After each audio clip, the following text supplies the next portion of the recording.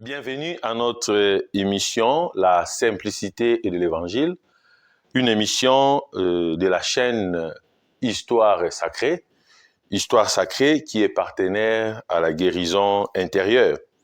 Et aujourd'hui, nous voulons méditer sur l'Évangile du premier dimanche de Carême. L'Évangile est tiré de Saint Marc au chapitre 1er, du 12e au 15e verset. Jésus venait d'être baptisé. Aussitôt, l'Esprit le pousse au désert. Et dans le désert, il resta 40 jours, tenté par Satan.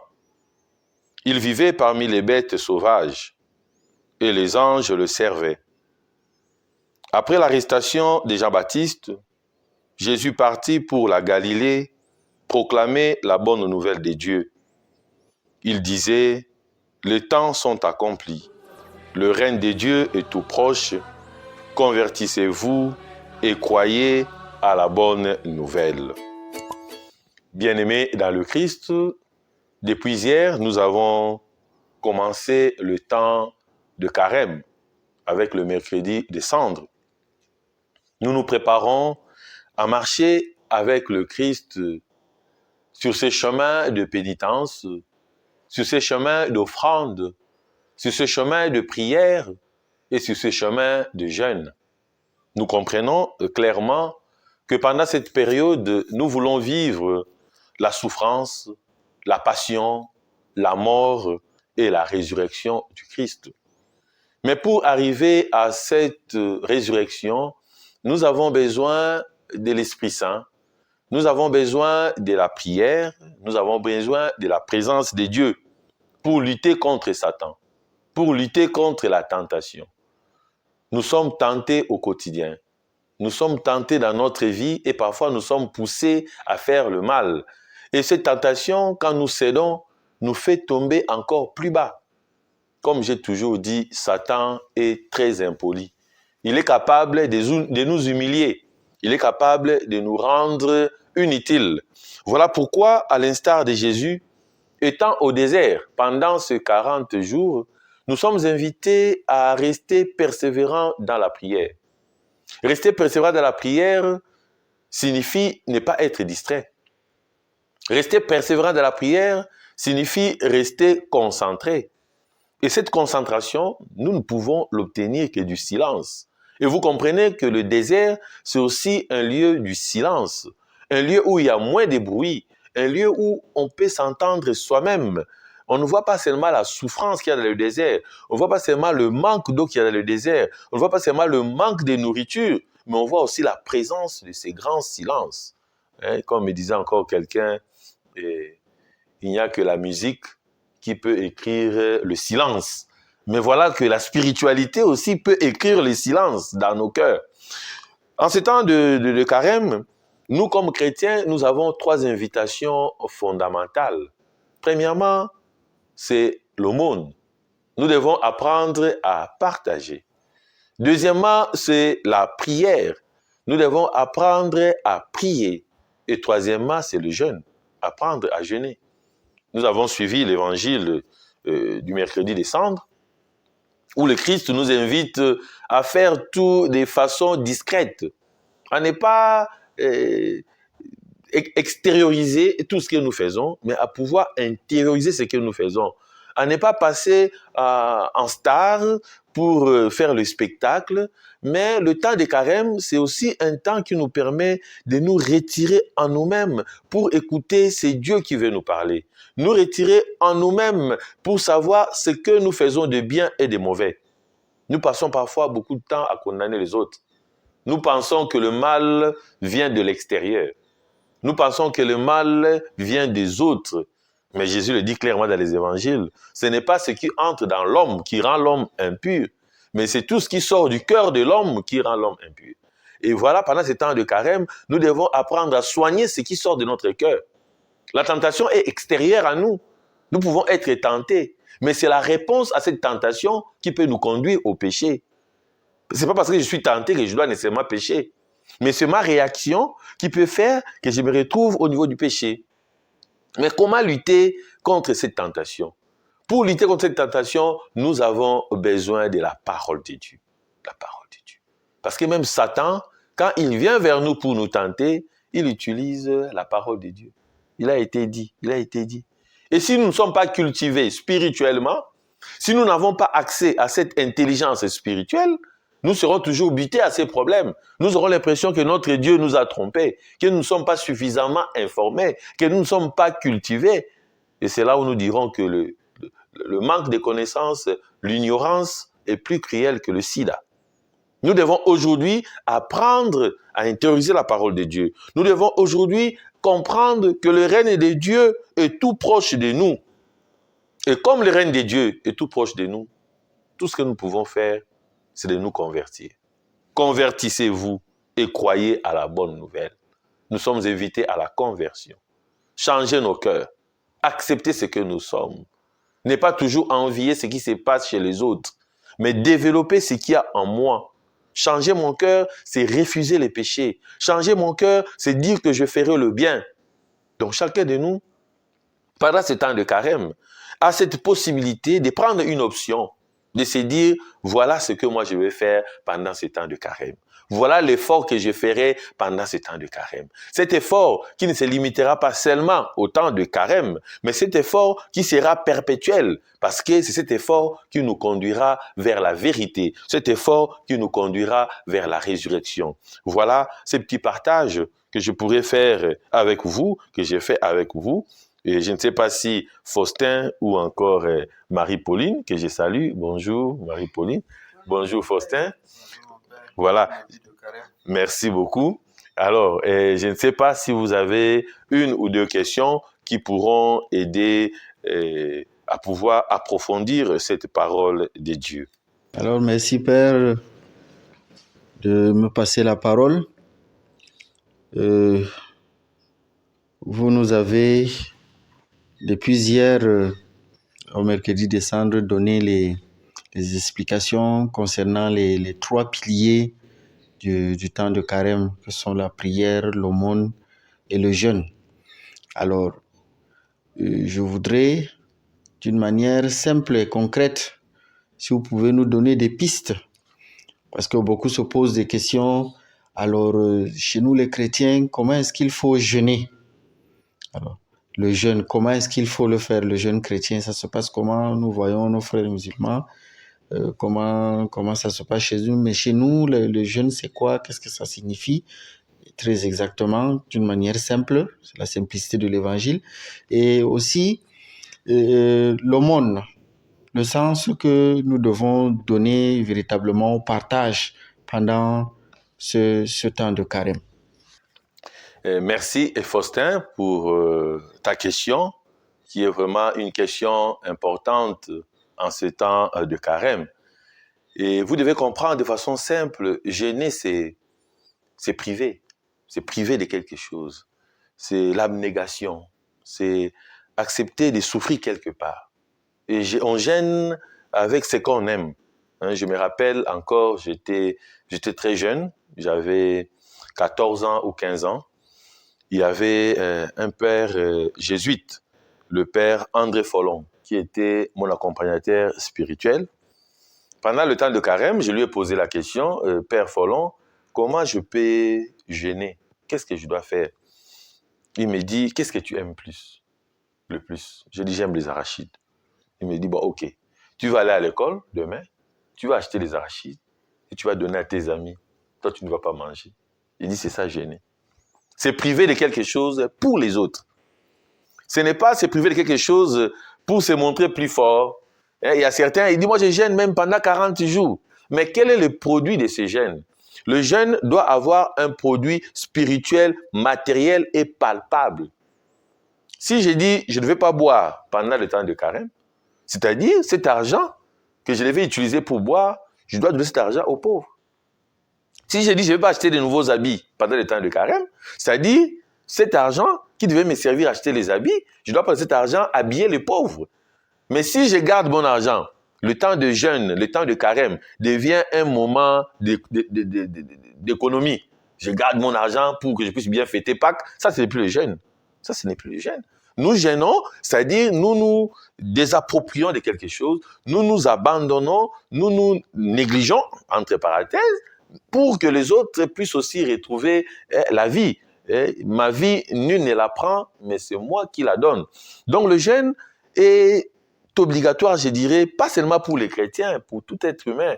Nous mangeons trop. Notre corps est rempli de sucre, est rempli du sel, est rempli de beaucoup de choses. Parfois, il faut faire le vide. Jeûner, c'est aussi faire ce vide. C'est-à-dire, c'est dire, bon, voilà, je ne veux plus beaucoup manger, je ne veux plus beaucoup boire. Le corps aussi a besoin de se régénérer. Parfois, nous ne faisons qu'accumuler, accumuler. Il y a de ces personnes, il n'a pas encore digéré ce qu'il a mangé à midi. Il ajoute encore le soir. À minuit, il se réveille encore, il ajoute. Et le matin, il se plaint de constipation. Et parfois, notre corps a besoin de cette libération. Et vous comprenez avec moi que quand le corps est lourd, il y a aussi danger que l'âme devienne lourde. Il y a aussi ces dangers. Regardez, quand on est trop gros là, à un moment donné, si on ne fait pas de sport, on n'est pas souple. Hein? Même pour prendre un verre d'eau, on doit appeler un enfant qui a 10 km pour venir donner un verre d'eau. Et le jeûne, c'est cette libération intérieure, c'est cette façon de se concentrer, de se désapproprier pour que le Seigneur puisse habiter en nous. C'est s'oublier un peu. On prend trop soin de nous-mêmes, nous nous occupons trop de nous-mêmes, à tel point que nous oublions même les autres. Et au niveau de la guérison intérieure, par exemple, j'ai institué le jeûne digital. C'est-à-dire, chaque vendredi, chaque membre fera l'effort de ne pas utiliser les réseaux sociaux, de ne pas utiliser abusivement son téléphone, d'apprendre un peu à nous désapproprier, à laisser tomber ce qui nous rend un tout petit peu esclaves. Nous avons différentes passions. Mais pourquoi pas orienter nos passions en faveur de la parole de Dieu? Pourquoi pas orienter nos passions en faveur de l'évangile? Pourquoi pas orienter nos passions en faveur des pauvres? Parfois, nos passions nous servent à nous-mêmes. Mais jeûner, c'est aussi mettre mes talents, mettre mes capacités au service des autres. Jeûner, c'est aussi accepter que les autres puissent se réjouir de ce que j'ai. Et ensuite, l'aumône. Et je vois, depuis un certain temps, partout ailleurs, quand on dit, bon voilà, vous donnez l'argent, on va lire votre nom, les gens donnent.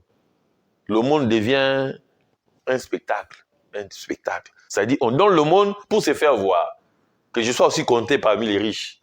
Je sois aussi compté parmi ceux qui ont des moyens.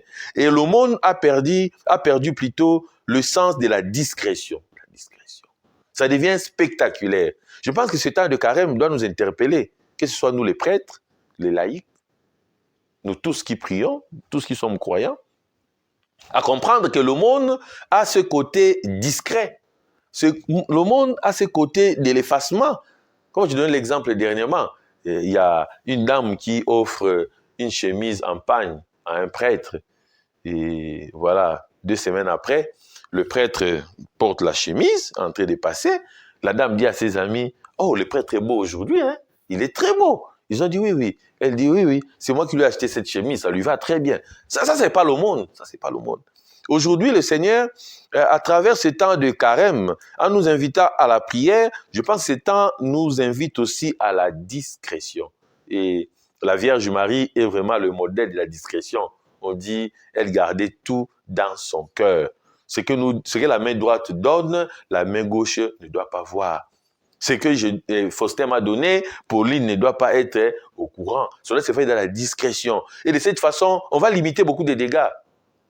On le voit aujourd'hui, quelqu'un vous apporte des stylos, les cahiers. Après, il faut faire des photos pour montrer ceci. Voilà, il faut remplir un album pour voir qu'on a aidé les pauvres. Je pense que la discrétion, c'est sortir de tout cela. Apprendre à aider les gens discrètement, sans faire la publicité.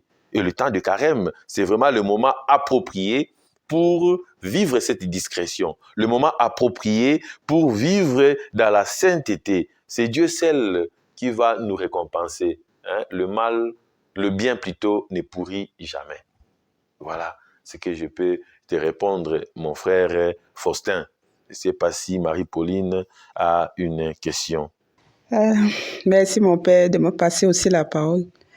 Je vais revenir sur la conversion. Si je m'en tiens à l'étymologie, on pourrait dire que la conversion, c'est changer. Convertir quelque chose, c'est changer la chose. Maintenant, nous sommes un peu face aux difficultés du monde et du moins, dans le grand ensemble, nous sommes face aux distractions, comme vous venez de le dire. Et tout le monde veut montrer, peut-être aussi, qu'il a changé.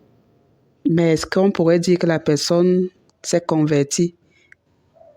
Spirituellement, la conversion, qu'est-ce que c'est? Et comment faire pour changer, du moins pour plaire à Dieu à travers notre changement? Merci Marie-Pauline pour ta question concernant la conversion, le changement. Et je pense que le temps de carême, c'est aussi le temps de pouvoir se cultiver spirituellement. Qu'est-ce que j'appelle la culture spirituelle?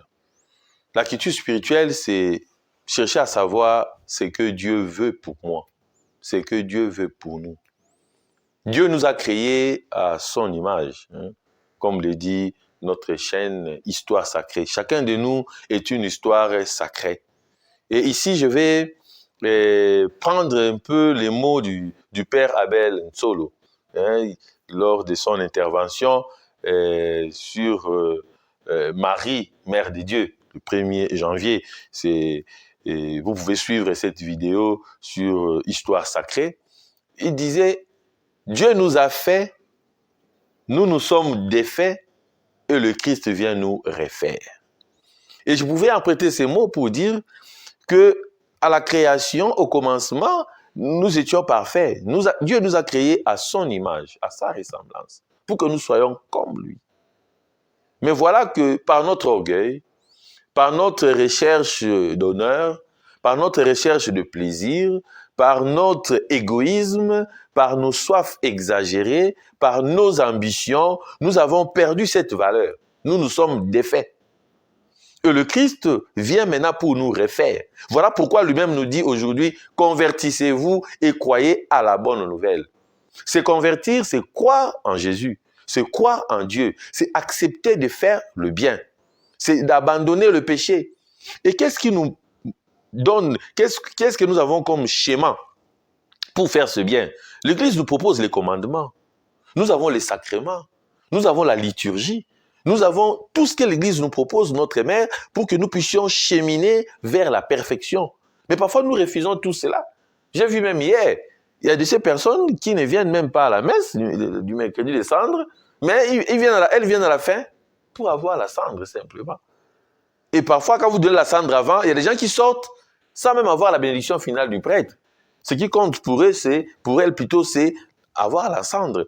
Mais je pense que tout cet ensemble que l'Église nous propose, la liturgie, le sacrement, le commandement, la tradition de l'Église, doivent nous aider plutôt à aller vers la perfection. Et il y a aussi de ces personnes qui se convertissent dans le mal. Il était bien, après il dit, oh, moi j'ai changé. Non, quand tu changes dans le mal, ça veut dire que tu vas vers ta propre perte. Le Seigneur veut que nous puissions nous convertir. Et le vrai modèle de la conversion, c'est Saint Paul. C'est Saint Paul. Saint Paul, que nous fêtons le 25 janvier, est vraiment le modèle de la conversion. Cette conversion qui transforme même nos passions. Et cette conversion doit se faire sentir au quotidien. On doit sentir vraiment cette personne a changé. Ça doit pas être de façon théorique. Je me rappelle, il y a un monsieur qui vient un jour chez moi avec sa femme, et sa femme dit, mon père, mon mari a beaucoup de femmes. Le mari dit, non, moi je n'ai pas beaucoup de femmes, je n'ai que toi. Et la femme continue à insister. Et le mari qui se fâche, qui dit à sa femme, tais-toi. Quand moi je parle, toutes mes femmes se taisent. Voilà. Elle dit, ah, père, je ne savais pas. Voilà. Lui qui me disait, il était déjà converti, il dit, non, père, non, j'ai déjà changé. Mais c'est sorti. Vous savez, parfois notre bouche parle de l'abondance du cœur. Et le vrai changement doit commencer aussi par nos paroles. Et quand on a vraiment changé, quand on a accepté de se convertir, on accepte Jésus comme Christ et Sauveur dans sa vie, ça change même notre comportement. Et tout ce que nous touchons devient pur.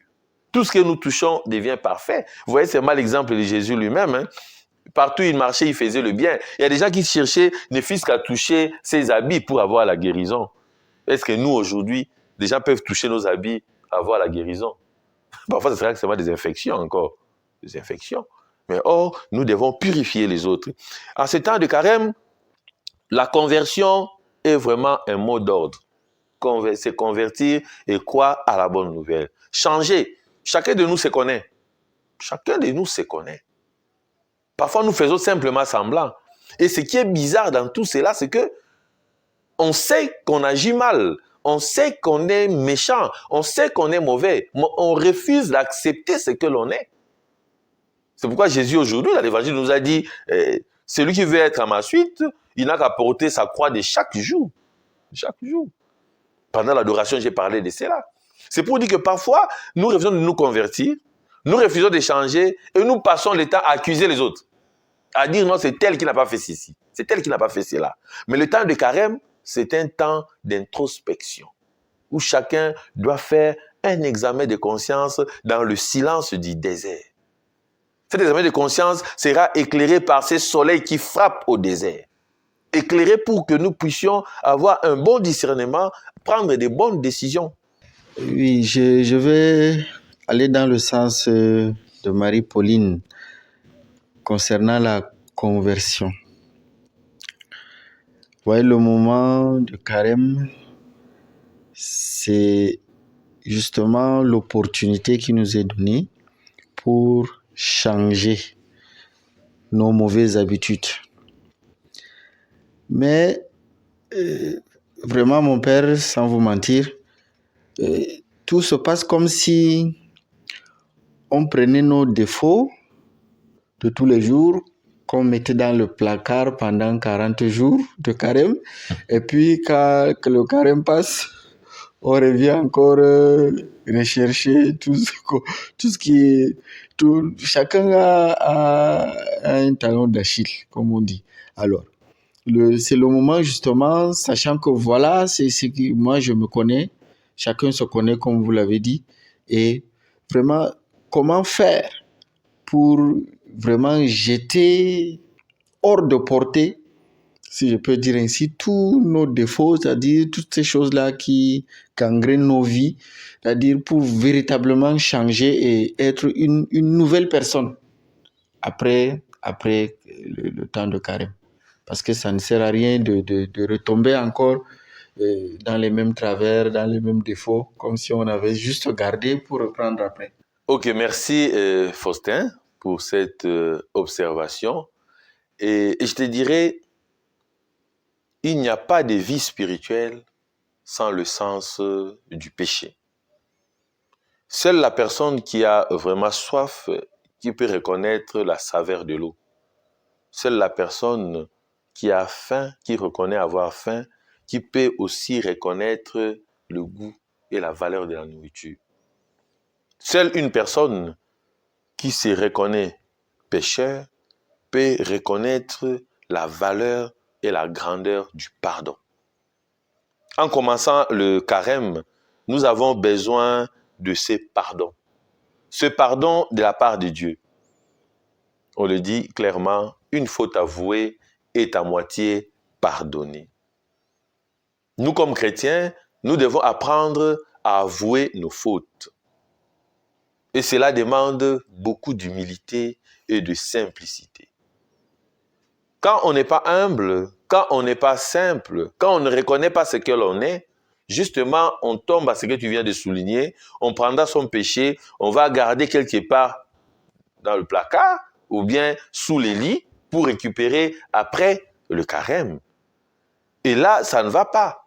Nous allons tourner à rond. Nous allons tourner à rond et on ne va jamais avancer. Mais si je veux vraiment avancer, je dois accepter de changer. Je dois accueillir le Christ et prendre des décisions considérables. Chacun de nous a un secret honteux qu'il garde au fond de son cœur. Et le temps de carême, c'est le temps qui nous est donné d'aller percer ce secret honteux-là pour atteindre la perfection. Pour atteindre la perfection. Et tu as totalement raison dans ce que tu dis. Parce qu'aujourd'hui, moi je suis à ma 75e carême. Mais est-ce que j'ai changé combien de fois? Parfois, nous nous retrouvons dans le même péché, dans la même situation. On ne se fait pas aider. J'ai même rencontré quelqu'un qui m'a dit qu'il ne peut même jamais se confesser. Autrement, il ne peut même jamais demander pardon. Elle n'est pas encore ouverte à tout ce que l'Église a en train de proposer, parce qu'elle a ses raisons.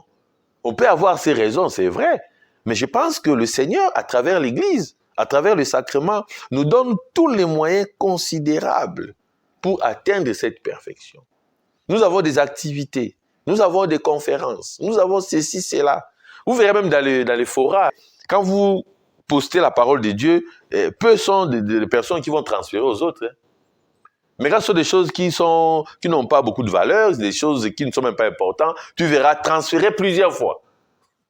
Mais vous ne verrez jamais la parole de Dieu, on écrit à côté, c'est rare. Ça sera écrit transférer plusieurs fois. Dès que quelqu'un lit, c'est bon déjà pour lui. Mais quand ce sont des bêtises, non, c'est transférer plusieurs fois. Parfois, on t'interdit même, on dit, vous ne pouvez même plus transférer parce que c'est déjà suffisant. Donc, vous comprenez avec moi, qu'est-ce que nous transmettons aux autres? Notre cœur a quel élan? Est-ce que nous avons l'élan de transmettre ce qui est bien ou nous avons l'élan de transmettre simplement ce qui est mauvais? Et à ce moment-là, chacun de nous peut se poser la question, est-ce qu'il contribue à la construction du monde ou il contribue à la destruction du monde? Que chacun de nous regarde ce qu'il envoie à travers l'Internet, à travers les réseaux sociaux, ce qu'il communique, ce qu'il dit aux autres, est-ce que c'est pour construire ou simplement pour détruire? Alors vous comprendrez, qui sème la guerre? Ce ne sont pas les grandes puissances-là. Ce sont nos cœurs qui sèment la guerre. La joie, le bonheur, la guerre, tout ce que nous voyons à l'extérieur commence par nos cœurs. Voilà pourquoi le Seigneur nous invite à nous convertir et à croire à la bonne nouvelle. Pas une conversion hypocrite. Comme je reçois le ministre, je reçois le gouverneur, je reçois monsieur le maire de la ville, voilà, je balaye ma maison, je mets la propreté, je lave tout, je fais la vaisselle. Dès que ces invités viennent, ils mangent, c'est fini, à bout haut, pia, je ne fais plus rien. La saleté reprend normalement dans ma maison. Ça, c'est inutile. Tu l'as fait pour qui? Tu l'as fait pour qui? C'est la même chose avec nos cœurs. Si je dois nettoyer mon cœur simplement pour que le temps des carême passe, je dois nettoyer mon cœur simplement pour donner l'impression, je dois faire ceci, cela, et après reprendre la même saleté. Vous voyez, ça ne va pas donner. Purifions-nous continuellement, chaque jour. De cette façon, nous allons vraiment nous convertir. Nous allons vraiment changer. Et les gens qui nous connaissent, quand ils reviendront pour nous regarder, ils diront en tout cas, ce type a changé. Ce n'est plus le même. Voilà. Merci. Mon père, merci. Une fois de plus, je vais revenir sur la conversion, surtout personnelle, et la société, les distractions aussi de la société. Je ne sais pas si c'est une question ou un apport par rapport à la lecture. La lecture nous dit que les anges servaient Jésus. Les anges le servaient. Et je suppose que pour qu'un ange te serve, il faut bien que tu sois pur et que le Seigneur reconnaisse en toi toute la dimension de la pureté. Et chaque jour, le Seigneur nous interpelle à la conversion et je me demandais, comme je l'ai dit tout à l'heure, je ne sais pas si c'est un apport ou juste une question. Je me demandais donc si ce n'est pas à nous, chacun n'est pas le problème de soi ou de l'autre, parce que je me dis quand même que il faut une nouvelle évangélisation, il faut une nouvelle, je ne sais pas, j'ai peur de dire conversion, mais il faut des nouvelles stratégies pour cette conversion, parce que je me dis que comme nous le faisons maintenant autour de cette parole, je me dis que chacun peut véritablement le faire chez soi, que ce soit à l'église ou chez soi. Mais maintenant, le problème est qu'on ne croit plus en rien. Je prends l'exemple d'un pardon où l'un ou l'autre m'a offensé et je vais vers la personne demander pardon. Pourtant, la parole nous demande de demander pardon. Et dans mon état, je vais sincèrement vers la personne demander pardon, mais la personne ne croit pas à mon pardon, ne croit pas que je puisse me rabaisser ou m'humilier pour lui demander pardon. Et je rentre donc, parfois rejeté même, parfois du moins approximativement, la personne accepte de m'écouter, mais intérieurement, ou alors par les actes, je vais constater moi-même que la personne n'a pas considéré mon pardon. C'est pourquoi je disais, je ne sais pas si c'est un apport ou une question. Est-ce qu'il ne nous faut donc pas une nouvelle manière de nous comporter pour nous convertir? Est-ce que la parole que nous lisons n'est pas une nourriture pour certains, parce que même si on lit cette lecture, parfois on peut la comprendre mal. Même si on est chargé, je veux dire qu'on est assailli par toutes sortes d'idées autour d'une lecture, on peut toujours se tromper. Alors, on peut, je ne sais pas. Merci Marie-Pauline pour ta question. Et c'est même pas une question, c'est une remarque, c'est un complément. Mais vous savez, moi j'ai trouvé une technique depuis un temps. Et quand on vous pose une question sur Dieu, sur la Bible, sur la théologie, et que vous ne trouvez pas de réponse, il faut aller dans le Notre Père. Le Notre Père a toutes les réponses. Pardonne-nous nos offenses, comme nous pardonnons aussi à ceux qui nous ont offensés. Celui qui pardonne sera pardonné. Celui qui ne pardonne pas ne sera pas pardonné. Il faut faire à l'autre ce qu'on aimerait qu'on nous fasse aussi. Donc c'est pour dire que c'est vraiment très simple. Nous sommes tous invités au pardon parce que nous-mêmes, nous avons besoin de ces pardons, de cette miséricorde. Si nous sommes là, nous parlons à ces moments, c'est parce que Dieu a toujours été miséricordieux envers nous. Chacun de nous a un motif qui mérite la prison.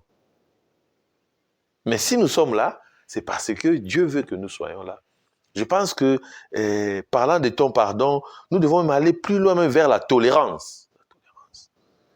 Et je ne vais pas aborder les sujets qui touchent l'Église ces derniers temps, mais je pense que petit à petit, nous devons apprendre à être tolérants.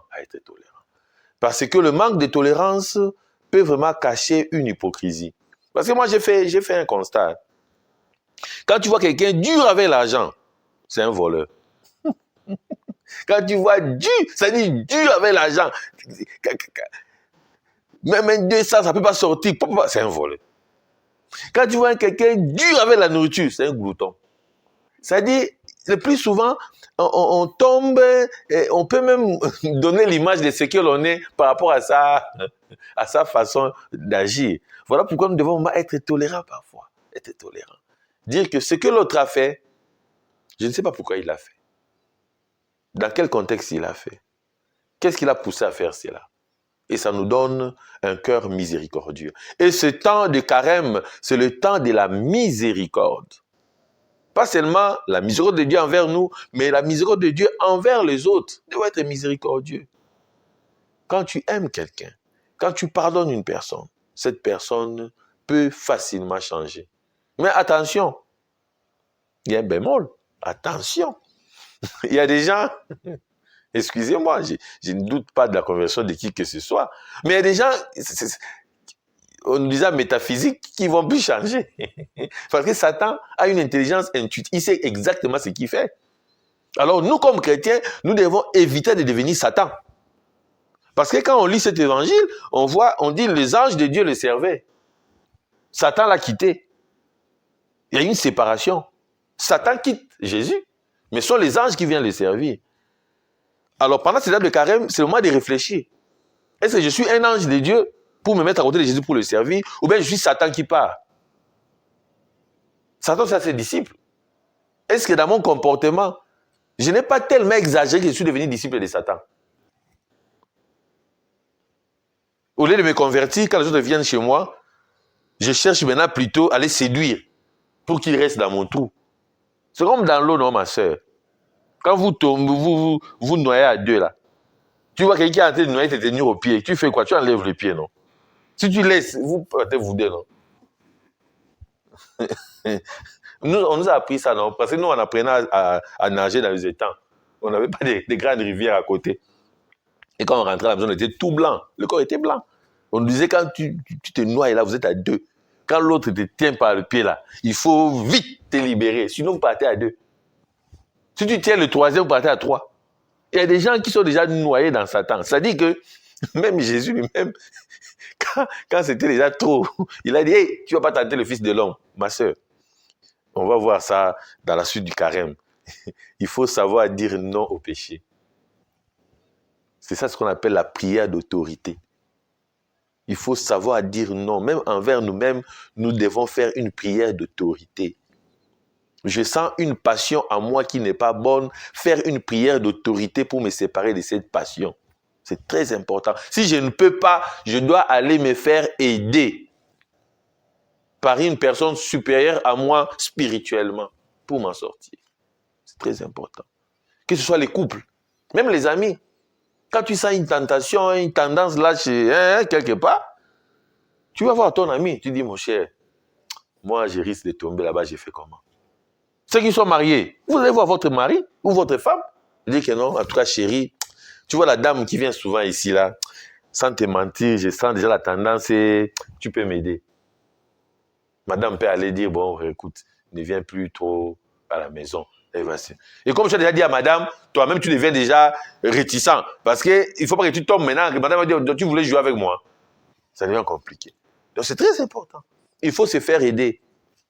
Ah, mon père, hier, j'étais tenté de voler l'argent de la quête. Voilà, tu expliques. Comme ça, désormais, quand tu as les paniers, on ferme avec les cadenas. On trouve des dispositions. On peut se faire aider spirituellement pour sortir du péché.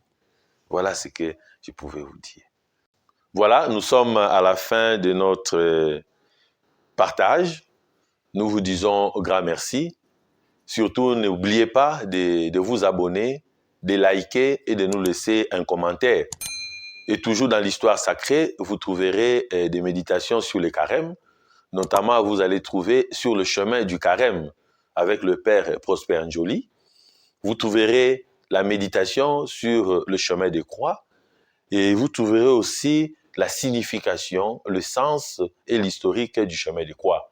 Il y a tant de méditations que nous mettons tous les jours. Nous vous invitons à pouvoir suivre cela et à partager aux autres pour que le royaume de Dieu puisse régner dans notre monde. Et nous profitons